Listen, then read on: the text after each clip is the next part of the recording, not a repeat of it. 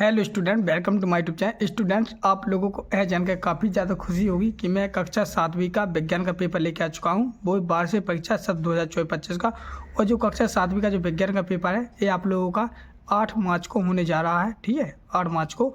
8 मार्च के लिए ये पेपर काफ़ी ज़्यादा महत्वपूर्ण होने वाला है, क्योंकि इसमें बेस सभी मोस्ट इंपोर्टेंट क्वेश्चन है जो आपके पेपर में काफ़ी ज़्यादा आने की संभावना है। ठीक है, तो आप लोग वीडियो पूरा शुरू से लास्ट तक जरूर देखिएगा। फिर आप लोग कमेंट करने लगते हो सर जो आपने बताया था वो पेपर में नहीं फंसा। ठीक है, क्योंकि आप लोग समझते नहीं हो। ठीक है, तो ये वीडियो मुश्किल से मुश्किल 10 से 15 मिनट का बनेगा और 10 से 15 मिनट में आपको डेफिनेटली पूरा पेपर समझ में आ जाएगा। और साथ ही साथ आपको यह भी अनुभव हो जाएगा कि हम पर कितना बढ़ रहा है, कितना नहीं बढ़ रहा। ठीक है, तो चलिए, जैसे कि आप लोग देख सकते हो यहाँ पर समय दिया है 2.5 घंटा, पूर्णांक 60 है। ठीक है, 2.5 घंटे में आपको पूरा 60 नंबर का पूरा पेपर करना है। सब पता रहेंगे आप लोग सामने बहुविकल्पी प्रश्न क्रमांक 1 से 5 तक रहेंगे, जो कि एक नंबर के दिए जाएंगे।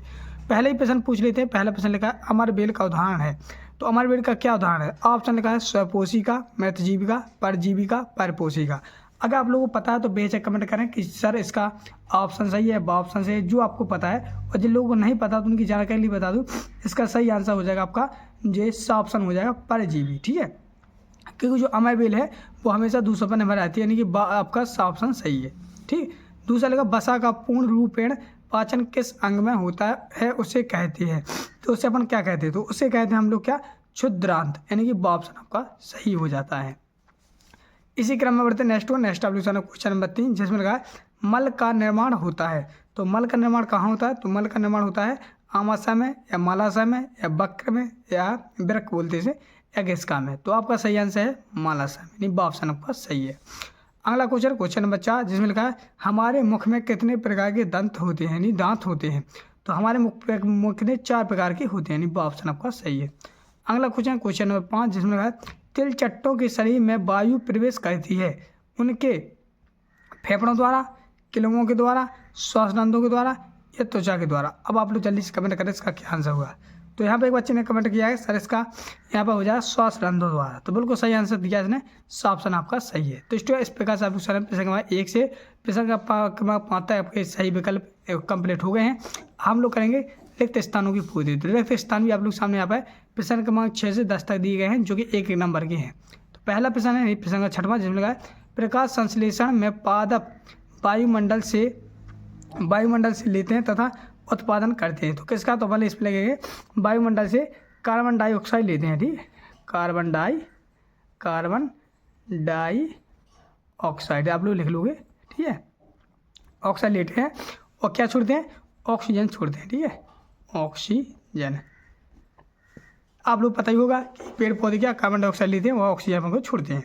इसी के बाद हम बढ़ते हैं नेक्स्ट प्रश्न नंबर 7, जिसमें लिखा है तो अगला क्वेश्चन है क्वेश्चन नंबर 7, जिसमें लगा मानव शरीर की सबसे बड़ी ग्रंथि का नाम लिखिए। तो मानव शरीर की जो सबसे बड़ी ग्रंथि है उसका नाम होता है क्या? यकृत। ठीक है, तो हम लोग यकृत लिख देंगे। अगला क्वेश्चन नंबर 8, जिसमें लगा ताप को डिग्री में मापते हैं। तो किस में नापते हैं? तो इसमें आ जाएगा सेल्सियस में, सेल्सियस में नापते हैं, सेल्सियस ऐसे लिखना आपको।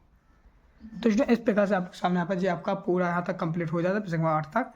अब हम लोग देखते हैं क्वेश्चन नंबर 9। तो क्वेश्चन नंबर 9 का जैसे हम लोग पेज पढ़ लेते हैं, तो क्वेश्चन नंबर 9 जी लिखा, जिसमें लिखा है सोडियम के खाने के सोडे का नाम, रासायनिक नाम लिखिए। तो आप लोगों को ये पता है तो कमेंट करें, और जिन लोगों को नहीं पता तो चलिए इसका आंसर बता दीजिए। तो इसका आंसर बताने से पहले यहाँ पे खुशखबरी भी दे दूँ, कक्षा 7वीं वाले जितने भी स्टूडेंट इस वीडियो को यहाँ तक देखें, बेटा सभी लोग चैनल को सब्सक्राइब कर लें। जितने भी चैनल को सब्सक्राइब करने से ही फायदा हुआ। जिस प्रकार से आप लोग सामने मैंने यहाँ पे विज्ञान का पेपर बताया, इसी प्रकार से आपके जो नए आगे पे जो पेपर होंगे उनको भी इस प्रकार से बताऊंगा। ठीक है, कर लिया चैनल को सब्सक्राइब, चलो अच्छी बात है। चलो खाने के सोडे का रासायनिक नाम बताएंगे हम। इसका होता है सोडियम हाइड्रोजन कार्बोनेट। तो इसका लगे हम लोग सोडियम हाइड्रोजन और कार्बोनेट। ठीक है जी है। अगला प्रश्न 10 लगा हीमोग्लोबिन कोशिका में पाया जाता है। तो कौन सी कोशिका में? तो लाल रक्त में, लाल रक्त। तो इस प्रकार से आप लोग सामने यहाँ पर क्वेश्चन नंबर 9 क्वेश्चन नंबर 10 आपकी तरफ पूरी तरह से कंप्लीट हो गया है। हम लोग करें अति लघुत्तम प्रश्न। अति लघुत्तम की बात करें तो अति लघुत्तम प्रश्न आपके 2 नंबर के दिए जाएंगे। ठीक है, जो कि प्रश्न क्रमांक 11 से 16 तक रहेंगे, और लघुत्तम प्रश्न आएंगे आपके प्रश्न क्रमांक 17 से 22 तक, जो कि यहाँ पर 3 नंबर के रहेंगे। अगर हम लोग द्विगुत्तीय प्रश्न की बात करें तो द्विगुत्तीय प्रश्न आपके यहाँ से रहेंगे। हाँ, देखो उत्तर प्रश्न संख्या 23 से संख्या 26 तक रहेंगे, जो भी 5 नंबर रहेंगे, जिसमें आपको सामने यहाँ पर 5 नंबर हिदायत का नाम का चित्र बनाना है इस प्रकार से। तो काफ़ी ज़्यादा मोस्ट इंपोर्टेंट क्वेश्चन है। उन क्वेश्चन के आंसर हम आप लोग सामने बताएंगे, आप लोग घबराना नहीं है, क्योंकि हम लोग अति लघु उत्तर, देखो अपन ने यहाँ तक कर लिया, मतलब कि देखते यहाँ तक कर लीजिए, हम लोग कहेंगे अति लघु उत्तर प्रश्न। प्रश्न नंबर 11 से, तो 11 का लिखा पादप अपना भोजन किस प्रकार बनाते हैं, ठीक है। तो इसका आंसर देखते हैं। तो इसका इन सभी का आंसर मैंने एक पीडीएफ बनाई है, उस पीडीएफ के माध्यम से समझाऊंगा। यहाँ पर लिखूंगा तो बनेगा भी नहीं उत्तर, तो उसके प्रश्न भी है, फिर उत्तर भी, प्रश्न भी है, उत्तर है। तो ऐसे आप लोग समझेंगे, उस पीडीएफ के माध्यम से आप लोग भी समझेंगे, ठीक है। चलिए उसको देखते हैं। तो स्टूडेंट जी रहा क्वेश्चन नंबर 11, जिसमें लगा था पादप अपना भोजन किस प्रकार बनाते हैं। तो उत्तर लिखेंगे लोग, पादप अपना भोजन सूर्य के प्रकाश की उपस्थिति में जमीन से जल एवं खनिज लवण तथा वायुमंडल से कार्बन डाइऑक्साइड लेकर प्रकाश संश्लेषण द्वारा बनाते हैं, ठीक है। तो जी इसका आंसर हो जाएगा। अगला क्वेश्चन है क्वेश्चन नंबर 12, जिसमें लगा है भोजन के घटक कौन कौन से होते हैं तथा इन्हें क्या कहते हैं। तो कार्बोहाइड्रेट, प्रोटीन, वसा, विटामिन एवं खनिज आदि भोजन के घटक हैं, इन्हें हम पोषक कहते हैं। जिन क्वेश्चन को आप लोग सीखते जाएं, काफ़ी ज़्यादा वेरी मोस्ट इंपोर्टेंट है। क्वेश्चन नंबर 13 लगा डॉक्टरी थर्मामीटर का परिसर क्या होता है। तो उत्तर लेंगे डॉक्टरी थर्मामीटर का परिसर 35 सेल्सियस से 42 सेल्सियस तक होता है। अगला क्वेश्चन क्वेश्चन नंबर 14, जिसमें लगा है उदासीन विलयन किसे कहते हैं। तो उत्तर लेंगे ऐसे विलयन जो लाल अथवा नीले लिटमस पत्र के रंग को परिवर्तित नहीं करते हैं, उदासीन विलयन कहलाते हैं। अगला क्वेश्चन क्वेश्चन नंबर 15, जिसमें लगा है क्रिस्टलीकरण किसे कहते हैं। तो उत्तर है किसी पदार्थ के शुद्ध तथा बड़ी आमाप के क्रिस्टल के उनके विलयन से प्राप्त किए जा सकते हैं, इस प्रक्रिया को क्रिस्टलीकरण कहते हैं। नेक्स्ट क्वेश्चन नंबर 16, दो नंबर के थे यहाँ तक 16 तक, जिसमें लगा श्वसन दर किसे कहते हैं। उत्तर लिखेंगे कोई व्यक्ति 1 मिनट में जितनी बार श्वसन करता है वह इसकी श्वसन दर कहलाती है। अगला क्वेश्चन है क्वेश्चन नंबर लगभग 3 लग जाएंगे, जो कि क्वेश्चन नंबर 17 से 3 नंबर के हैं। परजीवी एवं मृतजीवी में अंतर लिखना अपन को।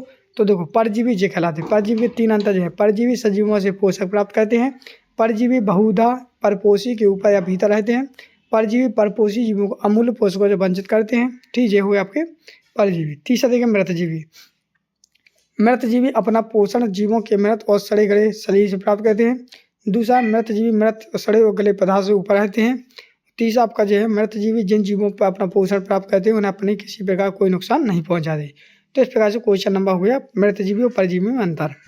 क्वेश्चन नंबर 18, जिसमें लगा क्या कारण है कि हमें ग्लूकोज से ऊर्जा तुरंत प्राप्त होती है। उत्तर लेंगे ग्लूकोज कार्बोहाइड्रेट का सरलतम रूप है तथा यह आसानी से विघटित हो जाता है। ग्लूकोज का कोशिकाओं में पहुंचकर ऑक्सीकरण हो जाता है, यही कारण है कि हमें ग्लूकोज से ऊर्जा तुरंत प्राप्त होती है। अगला क्वेश्चन नंबर 9, जिसमें लगा डॉक्टरी थर्मामीटर की रचना का वर्णन कीजिए। उत्तर लगे यहाँ से डॉक्टरी थर्मामीटर में एक लंबी बारीक तथा एक समान व्यास की कांच की नली होती है। इसके एक सिरे पर एक बल्ब होता है, बल्ब में पारा भरा होता है, बल्ब के बाहर नली में पारे की एक पतली चमकीली धारी देखी जा सकती है। थर्मामीटर पर 1 सेल्सियस स्केल भी होता है। क्वेश्चन नंबर 19 का आंसर हो गया। क्वेश्चन नंबर 20, उदासीनीकरण के प्रक्रम को एक उदाहरण देते हुए समझाइए। उत्तर यहाँ से किसी अम्ल और किसी क्षारक के बीच होने वाली अभिक्रिया उदासीनीकरण कहलाती है। इस प्रक्रम में ऊष्मा के निर्मुक्त होने के साथ साथ लवण और जल निर्मित होते हैं। क्वेश्चन नंबर 21, आप यह कैसे दिखाएंगे कि दही का जमना एक रासायनिक परिवर्तन है। ठीक है, तो चलिए इसका आंसर देखिए, ये भी 3 नंबर में है। उत्तर लिखेंगे जब दूध में खट्टा पदार्थ डालकर इसे रात भर के लिए रखा जाता है तो यह दही में बदल जाता है। फिर दही को किसी प्रकार से दूध में नहीं बदला जा सकता है। दही दूध से एक बिल्कुल भिन्न पदार्थ होता है, अतः दही का जमना एक रासायनिक परिवर्तन है। अगला क्वेश्चन है क्वेश्चन नंबर आप लोग सामने आप 22वां, जिसमें लिखा है हृदय के कार्य बताना आपको। तो हृदय क्या क्या कार्य करता है वो लिखना आपको, ठीक है यहाँ पर। तो यहाँ पर लिखे हृदय शरीर के समस्त अंगों का एक कोशिकाओं में शुद्ध रक्त प्रवाहित करता है। अशुद्ध रक्त को अंगों में एकत्रित करके फेफड़ों रक्त एवं यकृत में शुद्ध होने के लिए प्रभावित करता है। तीसरा है हृदय रक्त के माध्यम से सभी कोशिकाओं को जल में अन्य उपयोगी पदार्थों का सम्मान भी करता है। तो क्वेश्चन नंबर आपका हो जाए कंप्लीट। अगला क्वेश्चन नंबर 23, जिसमें लगा है क्या हम जल में जीवित रह सकते हैं। ऐसे अनेक जीव हैं जो जल में रहते हैं, वे जल में श्वसन कैसे करते हैं। उत्तर लिखेंगे तो हम लोग यहाँ पर लिखेंगे नहीं, हम जल में जीवित नहीं रह सकते, क्योंकि हमारे पास वो अंग नहीं है जो हमें पानी में घुलित ऑक्सीजन का उपयोग करने में सक्षम बना सकें। जल में रहने वाले जीव जैसे मछली, विशेषज्ञ क्लोम, गिल पाए जाते हैं जिनमें रक्त वाहिनियों की संख्या अधिक होती है जो गैस विनिमय सहायता करती है। ठीक है, इस तरह से जीव जल में घुलित ऑक्सीजन का उपयोग करते हैं। अगला क्वेश्चन नंबर 24 जो कि 5 नंबर में है। लिटमस के बारे में आप क्या जानते हैं? तो इसके बारे में लिखना है, तो आप वीडियो को रुक क्वेश्चन को पढ़ लें। ठीक, क्वेश्चन नंबर 25 है, समझाइए कि लोहे की गेंद में पेंट करने से उसका जंग क्यों नहीं लगता। तो काफ़ी ज़्यादा सरल है, जिसको आप लोग आसानी भाषा में यहाँ पर इस वीडियो को रुक कर पूरा यहाँ से यहाँ तक पढ़ लें, समझ में आ जाएगा। ठीक है, अगला क्वेश्चन है क्वेश्चन नंबर 26 जिसमें था हृदय का नामक चित्र बनाइए। तो हृदय का चित्र ये है, वेरी वेरी मोस्ट इंपोर्टेंट, आपके पेपर रखा मिलेगा, तो इसको भी आप लोग चित्र बना के सीख लेना, लेकिन नाम जरूर लिखना है। ठीक है, तो इस प्रकार से आप लोग समझ में पाए कक्षा 7वीं का विज्ञान का पेपर पूरी तरह से समझा दिया है। अब मिलते हैं नेक्स्ट पेपर कौन से विषय का, कमेंट करके जरूर बताएं ताकि उसका भी सोल्यूशन लाएं। तब तक के लिए जय हिंद, जय भारत।